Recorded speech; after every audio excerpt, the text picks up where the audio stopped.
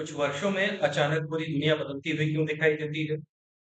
क्यों किसी वर्ष करोड़ों लोगों के करियर में बड़ा परिवर्तन आता है, तो किसी वर्ष आर्थिक संकट, प्राकृतिक घटनाएं, आध्यात्मिक जागरण, युद्ध या नई तकनीकों का विस्फोट देखने को मिलता है। क्या यह केवल संयोग है? बिल्कुल भी नहीं। या फिर यह ब्रह्मांड की कोई ऐसी व्यवस्था है जिसे हमारे ऋषि मुनियों ने हजारों वर्ष पहले ही डिकोड कर दिया था, हजारों वर्ष पहले ही इसको समझ लिया था।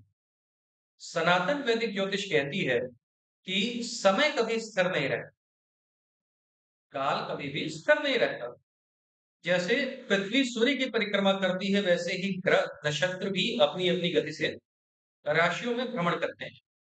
इन ग्रहों का यह परिवर्तन ही गोचर कहलाता है। ठीक है। गोचर मतलब वो भ्रमण करते रहना, चलते रहना। और जब गुरु यानी बृहस्पति, शनि तथा राहु, केतु, इस तरह के जो धीमी गति से चलने वाले ग्रह अपनी स्थिति को बदलते हैं, तब उसका प्रभाव केवल किसी एक व्यक्ति विशेष तक सीमित नहीं रहता। उसकी तरंगे पूरे समाज, राष्ट्र, विश्व तक पहुंचती है। तो हमारा यह जो साल 2026 है, इसको एक ऐसा ही महत्वपूर्ण साल माना जा रहा है। इस साल कुछ ऐसे ग्रह परिवर्तन होंगे जो कि करियर, धन, विवाह, परिवार, स्वास्थ्य, विदेश योग, आध्यात्मिक जीवन तक को प्रभावित कर सकते हैं। लेकिन सबसे बड़ा प्रश्न यह है कि क्या यह परिवर्तन आपके पक्ष में होगा या आपके लिए किसी परीक्षा का समय लेकर आएगा। आज की इस विशेष वीडियो में हम बिना किसी अंधविश्वास के वैदिक ज्योतिष के सिद्धांतों के आधार पर 2026 के ग्रह गोचर को विस्तार से समझने का प्रयास करेंगे। अगर आप पहली बार हमारे चैनल पूजा सिद्धि पर आए हैं, तो आपका हार्दिक स्वागत है। हमारा उद्देश्य केवल भविष्य का वाणी करना नहीं है, बल्कि वैदिक ज्योतिष के उस शास्त्रीय स्वरूप को समझना, उसके शास्त्रीय स्वरूप को सरल भाषा में आपके सामने प्रस्तुत करना है। इस वीडियो में बताई गई जानकारी चंद्र राशि आधारित वैदिक गोचर सिद्धांत पर है।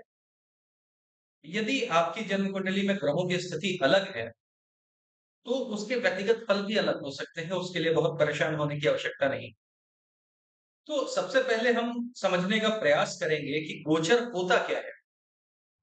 अब मैं आपको एक उदाहरण के माध्यम से समझाऊं या एक कल्पना के माध्यम से, अगर आप कल्पना करें कि आप एक किसी बड़े रेलवे स्टेशन पे खड़े हैं, तो आप वहां प्लेटफॉर्म पे खड़े हैं, आपके सामने अलग अलग ट्रेन आती जाती रहती है। कुछ ट्रेन कुछ मिनट रुकेगी, कोई ट्रेन आधे घंटे, 1 घंटे, 2 घंटे रुकेगी, किसी का इंजन चेंज होगा वो और ज्यादा टाइम तक रुकेगी। और कोई ट्रेन ऐसी भी होगी, जैसे एक्सप्रेस ट्रेन, वंदे भारत या कोई भी ऐसी भी ट्रेन भी होंगी जो कि बिना रुके आगे निकल जाएंगी। तो वैदिक ज्योतिष भी कुछ ऐसा ही होता है। आपकी जन्म कुंडली तो स्थिर रहती है, लेकिन ग्रह निरंतर अपनी राशियां बदलते रहते हैं। इसी परिवर्तन को हम गोचर कहते हैं। जब कोई ग्रह किसी नई राशि में प्रवेश करता है, तो वह उस राशि के स्वभाव, उस राशि के स्वामी और जिस भाव पर उसका प्रभाव पड़ता है, उसके अनुसार नए परिणाम देने लगता है। यही कारण है कि किसी व्यक्ति का भाग्य अचानक बदलता हुआ दिखाई पड़ता है। हम तो कहते हैं ना कि अचानक से उसकी किस्मत खुल गई या अचानक से उसकी किस्मत फूट गई। यह गोचर का प्रभाव होता है। शास्त्र कहते हैं कि जन्म कुंडली अगर बीज है, तो गोचर उस बीज को अंकुरित करने वाला ऋतु परिवर्तन है। कहा जाता है ना कि बीज बो करके छोड़ देना चाहिए, लेकिन वो अंकुरित तो तभी होगा जब उसका मौसम आएगा। बिना मौसम के उसका अंकुरण नहीं है।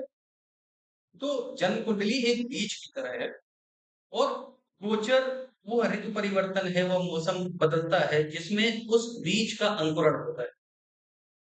अगर जन्म कुंडली में योग है, तो गोचर उसे एक्टिवेट करेगा, उसे सक्रिय करेगा।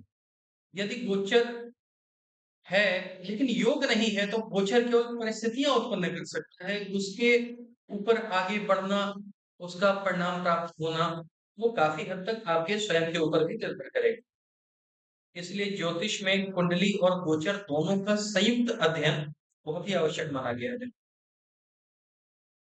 अब प्रश्न उठता है कि 2026 को इतना इंपॉर्टेंट क्यों माना जा रहा है। आप शुरू से सुन रहे होंगे, जब से यह साल शुरू हुआ है बहुत सारे ज्योतिषियों ने अपनी अपनी भविष्यवाणियां की। वैश्विक स्तर पे इतना परिवर्तन आ रहा है, और कुछ लोग कहते हैं मंगल का वर्ष, कुछ लोग कहते हैं सूर्य का वर्ष, बहुत सारी चीजें हैं। लेकिन इसको अगर हम आसान भाषा में समझने का प्रयास करें तो इसका उत्तर सिर्फ 3 ग्रहों में छिपा हुआ है। वह है शनि, गुरु और राहु केतु। राहु केतु तो फिलहाल 2 है, तो हम एक मान के चल रहे हैं क्योंकि वो एक दूसरे से सीध पे होते हैं, एक दूसरे से 7वां भाव उनका एक दूसरे को देखता है, 7वीं दृष्टि से एक दूसरे को हमेशा देखते हैं, इसलिए शनि, गुरु, राहु, केतु।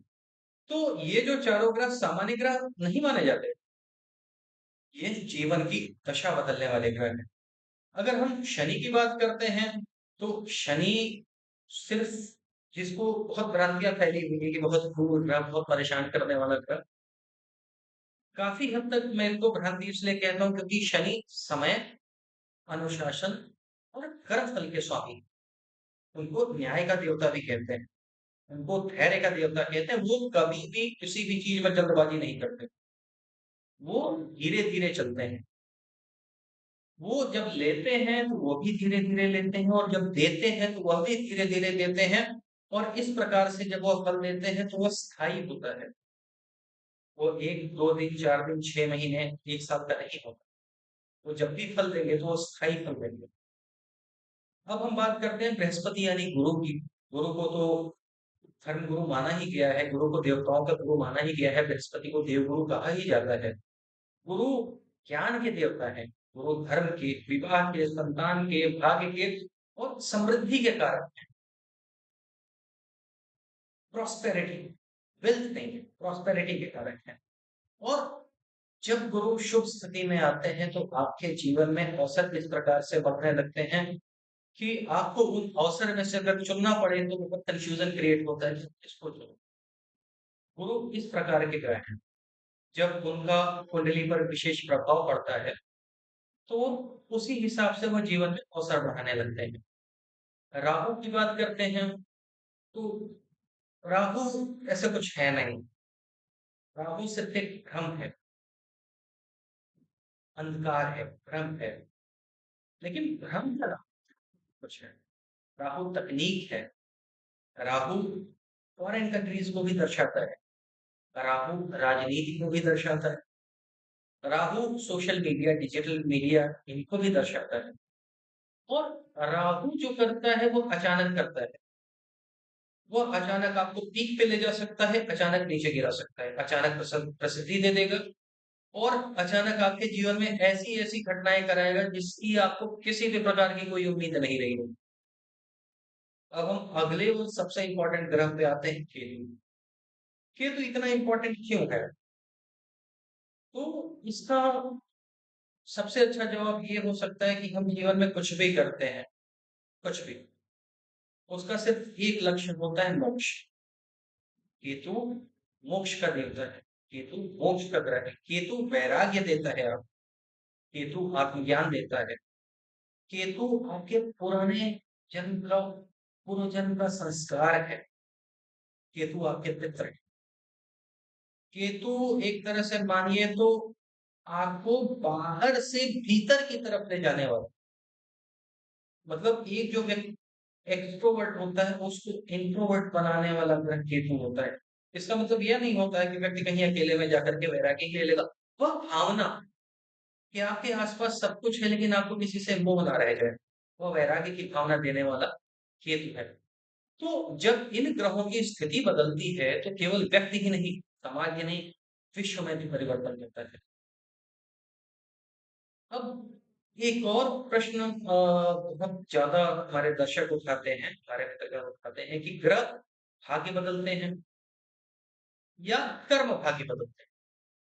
ग्रहों से आपका भाग्य बदलेगा या कर्म से आपका भाग्य बदलेगा? क्या ग्रह हमारा भाग्य लिखते हैं? तो वैदिक ज्योतिष क्या कहता है? बिल्कुल भी नहीं। ग्रह भाग्य नहीं लिखते।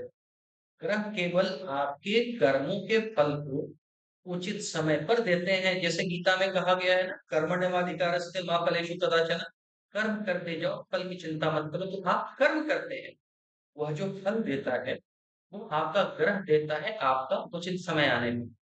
इसलिए शनि देव को कर्मफल दाता भी कहा गया है। कि आपके कर्मों का हिसाब तो वो करेंगे। अच्छा करेंगे आप कर्म तो उसका भी हिसाब करेंगे। आपके कर्म अगर बुरे हैं तो उसका भी हिसाब करेंगे। और देवगुरु को दिव्य कृपा का प्रतीक माना गया है। मतलब देवगुरु की तो क्या ही विशेषता है कि वो जिसको देख ले वो शुद्ध हो जाए।